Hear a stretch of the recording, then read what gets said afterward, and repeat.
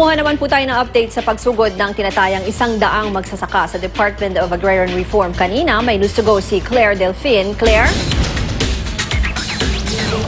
Ruth, mula nga kaninang alas 7 ng umaga ay nagpupumilit itong mga magsasaka ng Hacienda Luisita na makapasok dito sa loob ng compound ng Department of Agrarian Reform. Ngayong araw kasi, Ruth, ang second anniversary ng Supreme Court ruling na nag-uutos sa distribusyon ng lupain ng plantation sa mga magsasaka.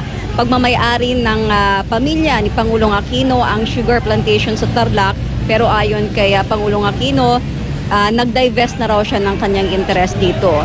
November 24, 2011, sa botong 14-0, inutos ng Korte Suprema na ibigay sa may 5,000 hektarya na lupain sa mga magsasaka. April 24, 2012, nanindigan ang Korte Suprema sa una nitong desisyon at inutos na ibenta sa mga magsasaka ang lupain sa presyo na nakatalaga noong 1989 kung kailan ipinatupad ang Agrarian Reform Law at hindi sa presyo noong 2006 na gusto ng mga kuwangko. Miyerkules pa nag-camp out ang mga magsasaka sa labas ng DAR. Hanggang ngayon daw kasi wala pang nangyayari sa Supreme Court ruling na ito. Hindi pa rin daw naibahagi sa kanila ang lupaing matagal na nilang inaasam-asam. At sa mga oras na ito, Ruth, patuloy yung kanilang kilos protesta dito sa labas ng DAR.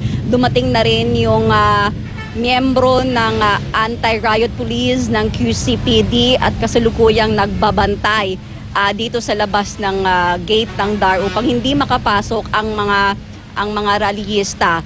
Kani-kanina lang din ay nagsagawa rin sila ng noise barrage. Kumuha sila ng mga bato dito sa labas at ipinupukpok ito sa gate ng DAR. Ruth? Maraming salamat, Claire Delfin.